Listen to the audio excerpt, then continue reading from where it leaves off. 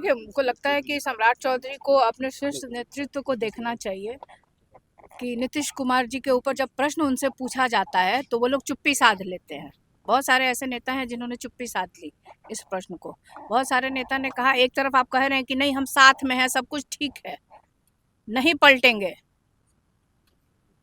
फिर लेकिन जब उनसे पूछा जाता है कि भाई अगला चुनाव किनके नेतृत्व में लड़ेंगे, क्या ये वहां तक मानते हैं लोग? क्योंकि वोट लेना है। नीतीश जी के चेहरों को दिखा के भारतीय जनता पार्टी वोट लेना चाहती है, उनको सीढ़ी बना के सत्ता में आना चाहती है, लेकिन उनको मुख्यमंत्री का चेहरा बनाने से डर रही है। लेकिन आप लोग ऑफर दे रहे हैं तो आप नहीं, लोग हम डर गए लोग क्या? कोई ऑफर नहीं दे रहे हैं। मैंने कल भी कुछ लोगों ने मुझसे, मीडिया के भाइयों ने मुझसे भी प्रश्न पूछा था।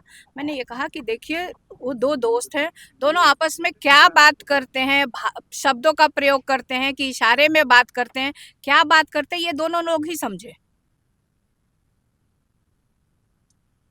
लेकिन सम्राट चौधरी तो कह रहे हैं स्थापित करना चाह रहे हैं तेजस्वी यादव। नीतीश कुमार कह रहे हैं कि 2 बार गलती हो गई। देखिए, 2 बार तो नीतीश कुमार जी ने तेजस्वी जी को स्थापित कर दिया।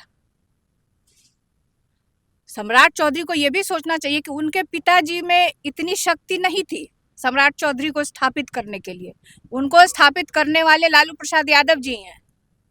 तो जब सम्राट चौधरी को और बिहार के युवाओं को स्थापित कर सकते हैं लालू प्रसाद यादव जी, तो अगर अपने बेटे को स्थापित करना चाहते हैं और बिहार की जनता चाहती है ऐसे युवा को स्थापित करना बिहार में, जिसने वादा किया था कि जब हम चुनाव में जीत के आते हैं और आप उनको मौका देते हैं तो हम 10 लाख सरकारी नौकरी देने का वादा उन्होंने किया था। और जब नीतीश कुमार जी ने तेजस्वी को मौका दिया, उप मुख्यमंत्री बनाए, तो उन्होंने वो करके दिखाया। तो इसमें क्या हर्ज है?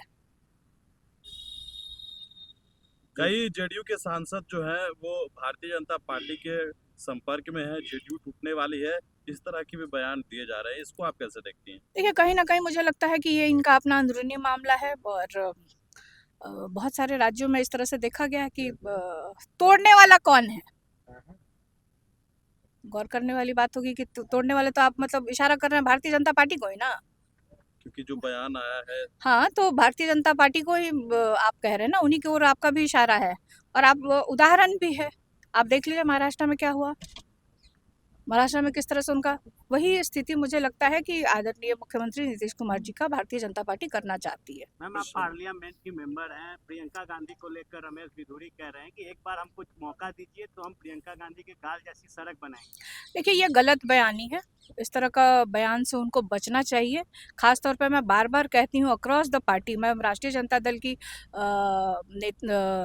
सदस्य हूँ और नेता हूँ और मेंबर ऑफ पार्लियामेंट हूँ, मुझे मौका मिला है, तो वो अपने दल की महिलाओं के खिलाफ भारतीय जनता पार्टी इस तरह के जो बयान आते हैं उसके खिलाफ हूँ।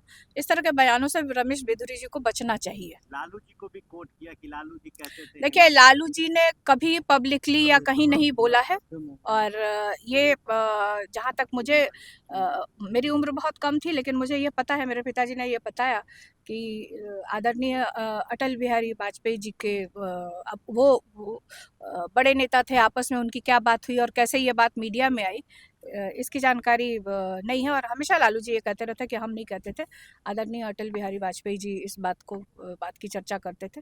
लेकिन आज इस तरह से गलत बयानी रमेश बिधूरी जी को नहीं करना चाहिए और मुझे लगता है कि मीडिया के सामने और देश की जनता के सामने उनको माफ़ी मांगना चाहिए।